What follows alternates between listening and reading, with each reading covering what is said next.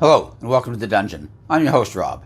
In today's video I wanted to do a follow-up to my last video where I made a level 5 ranger for a one-shot at one of my local gaming stores. So they actually held this event kind of in, I'm from Edmonton, so they had it in like our Chinatown area, mostly because the people running it are all Asian.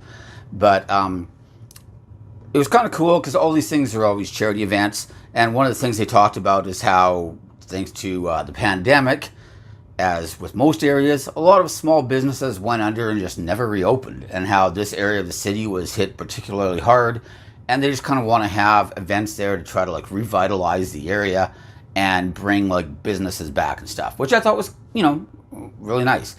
Like I said, my wife's Vietnamese. She's worked at a couple different restaurants in that type of area. One was like a block away where she used to work, So, I'd like to see the area get revitalized too. So it was nice. It was, a charity event. It was fun. We also had 8 tables this time. There was only 6 the first time I went. So obviously the game is expanding as well, which is nice to see. This was the 3rd adventure in the series. And I guess they're all kind of like loosely connected.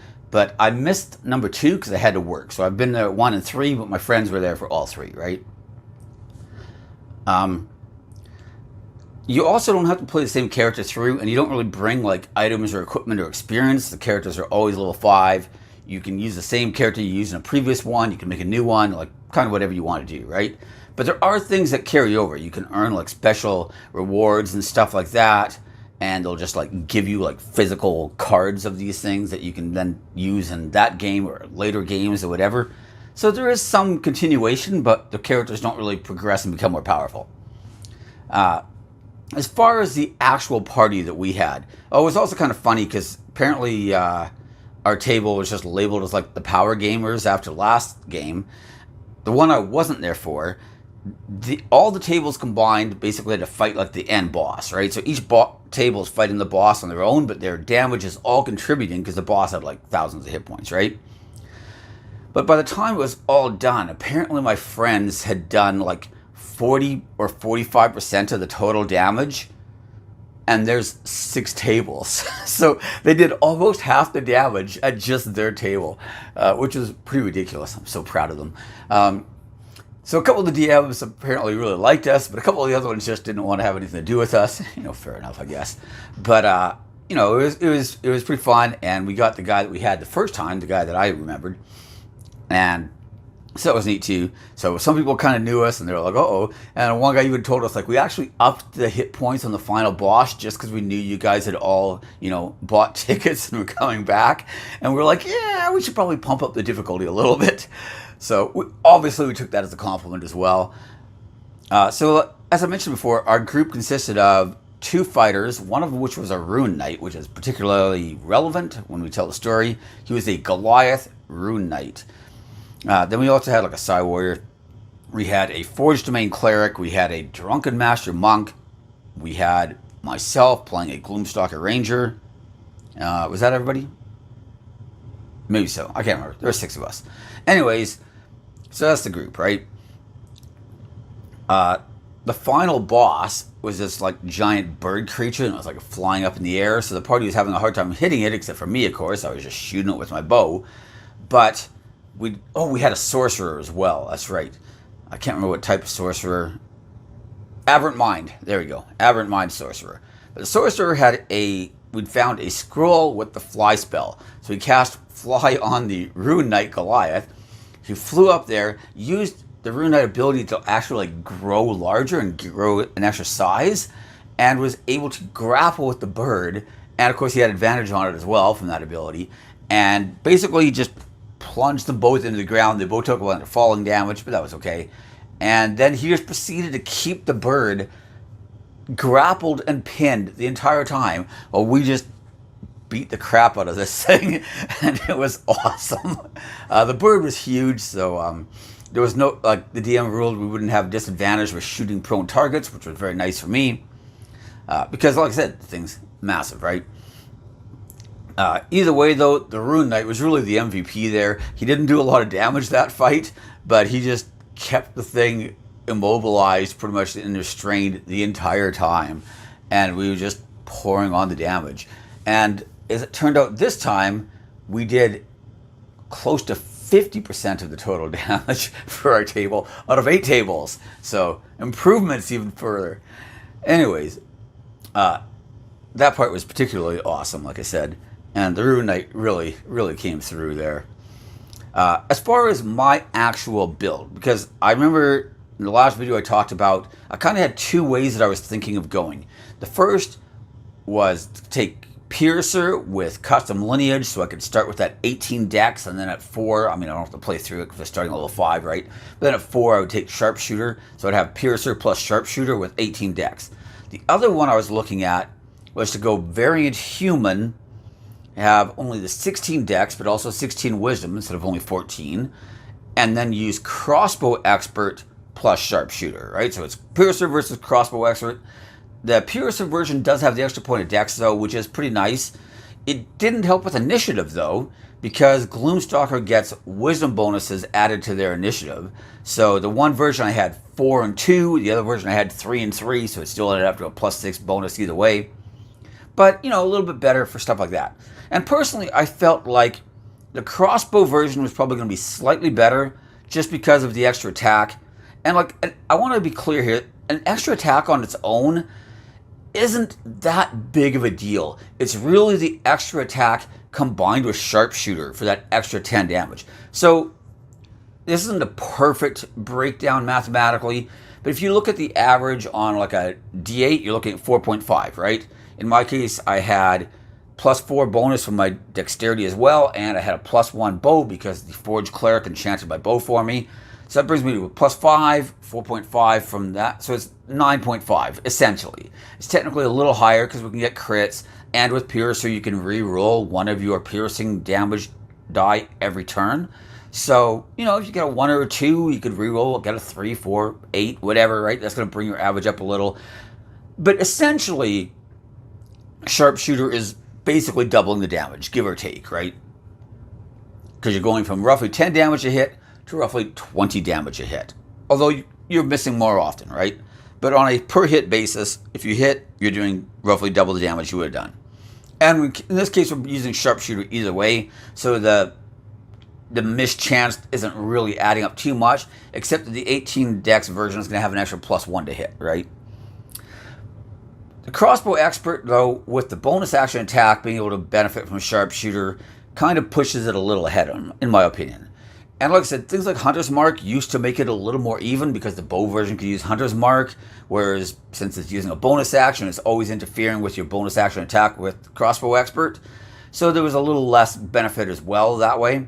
But now that we have Favorite Foe, which doesn't take an action or bonus action to use, there's really no like action cost at all to Favorite Foe. And you know, at this point, I'm getting it 3 times per day. I mean, granted, it's only 3 targets a day, right? You can't move it around like you can with Hunter's Mark and stuff.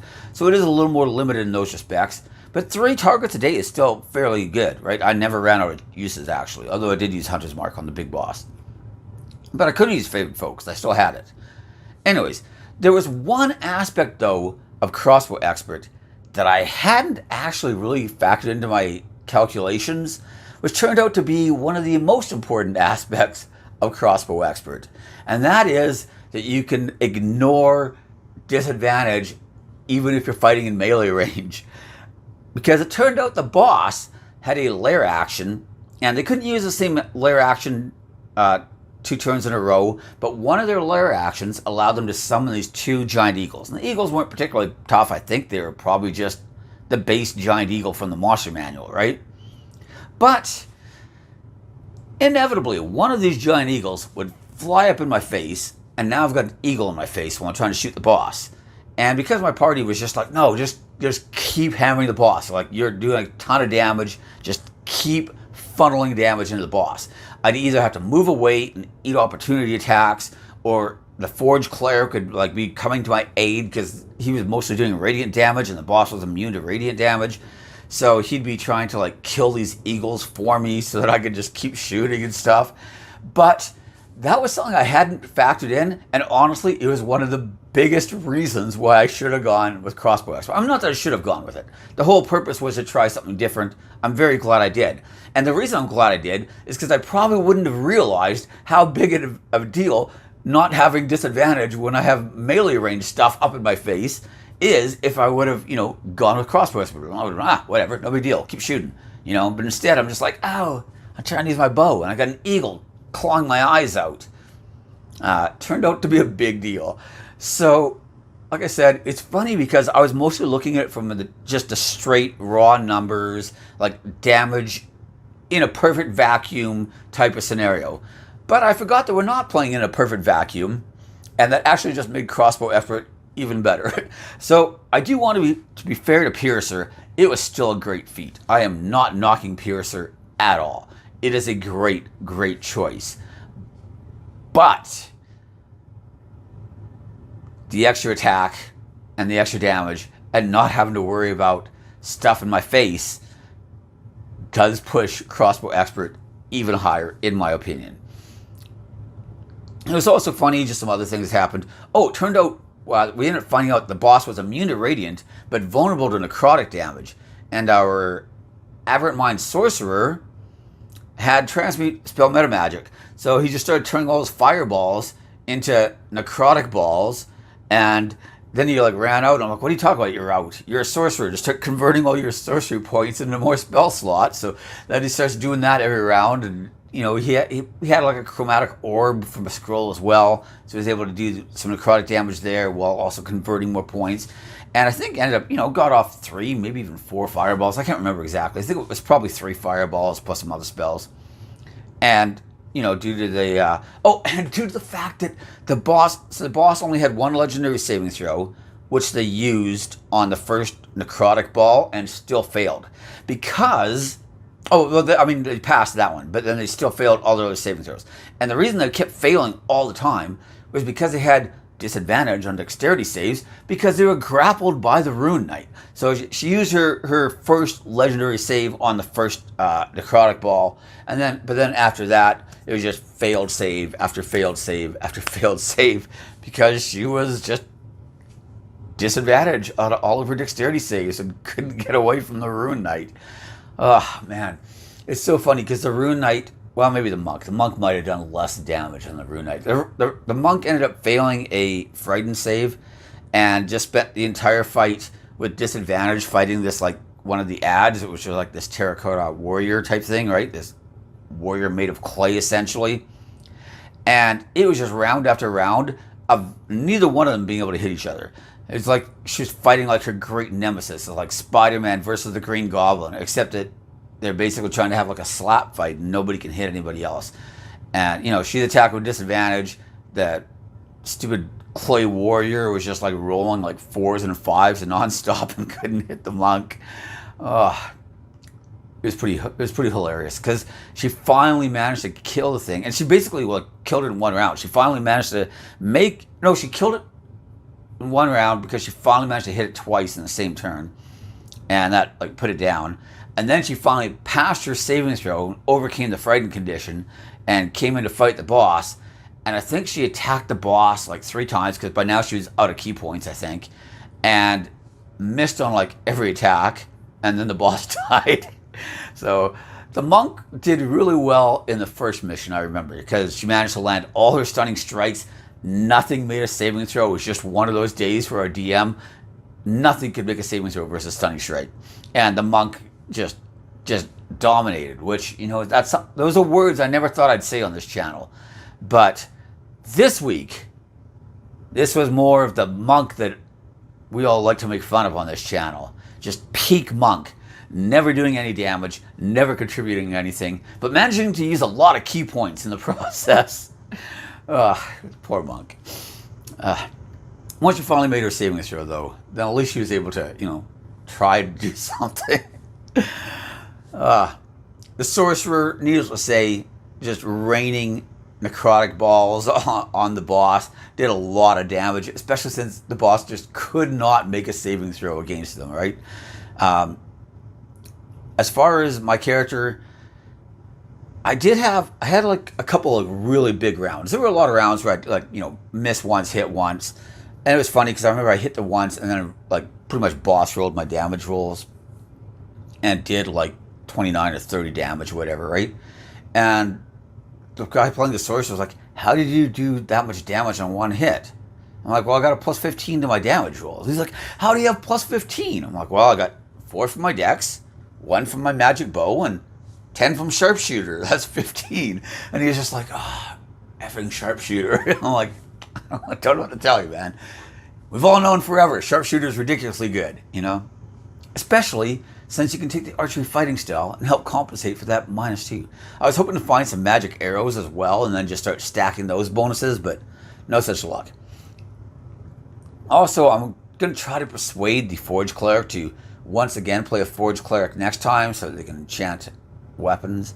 Because if I decide to maybe go with Crossbow Expert next time, same character, but just, you know, different different feat choices, then having a magic hand crossbow would be really nice, since those are usually pretty hard to find. But yeah, I managed to do like 77 damage in one round to a zombie, which of course was complete overkill, but it is what it is. And there was one round where I crit the boss once too, but it was like deep into the fight, so I didn't have the extra attack from Gloomstalker in the opening round. I'm just making my two bow attacks around at this point. But I hit the once and then crit the other time. And thanks to Piercer, you also get that extra D8 on top of the crits. And I think I ended up doing like 62 or 63 damage with 2 bow hits. You know, so that was pretty ridiculous. The one, I crit once with the opening attack in a combat as well. And, you know, between the D8 for the weapon damage, the extra D8 from Gloomstalker in that opening attack, and doubling that because it's a crit, and then adding on the extra D8 from Piercer, and then I was also using Favored Foe. So like that's 5d8 plus 2d4 plus 15. It's pretty sick. It was. Except hand crossbow would have been even sicker, of course. But that's okay. Either way, though, I'm really glad I tested it out. I'm really glad that it was a lot of fun to play. The scenario was really cool as well. I'm really glad that the Rune Knight totally came through, because I've always liked grappling builds, but I've never really wanted to play one. What can I say? I like big damage numbers, and I like crowd control on my casters. I don't really like damage on my casters. I like it on my marshals, and then I like crowd control on my casters. I don't know. That's just the way I am for some reason. I'm not saying I'm right or wrong. Just saying that personally, that's kind of like what I tend to go for when I play those types of characters, you know? But yeah, you know, I've always thought grappling builds were good, and man, did he ever prove his worth in this scenario. It was ridiculous.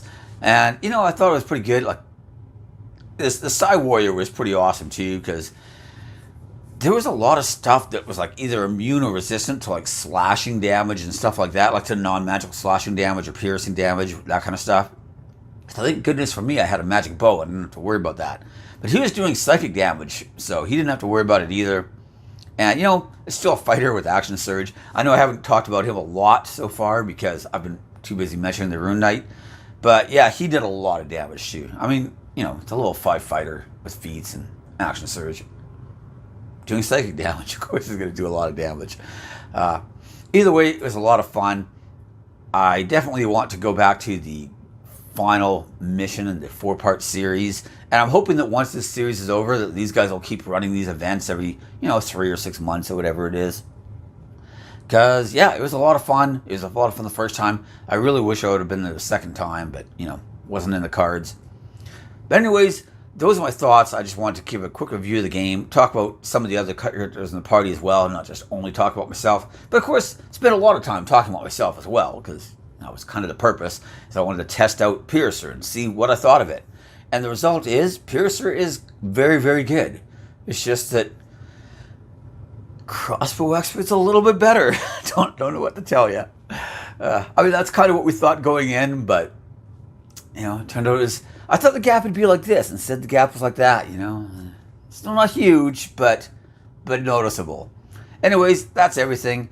Thanks for watching. Feel free to like, subscribe, ring the bell for notifications, and most importantly, leave me your comments. I'd love to hear about your own experiences playing these types of characters, if you use Sharpshooter or Piercer or any of those types of things.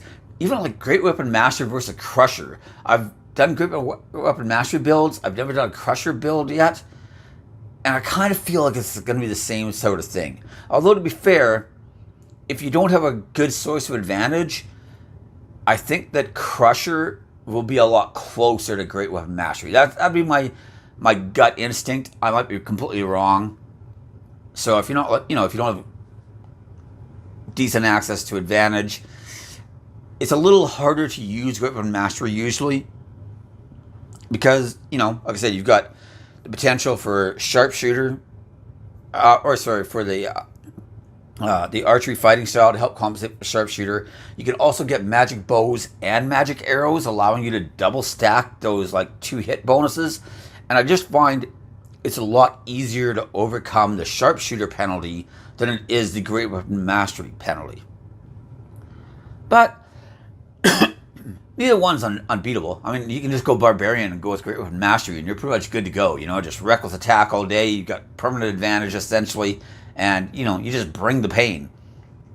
So it's not like it's undoable, right? But anyways, thank you for watching, and I'll see you next time. Bye.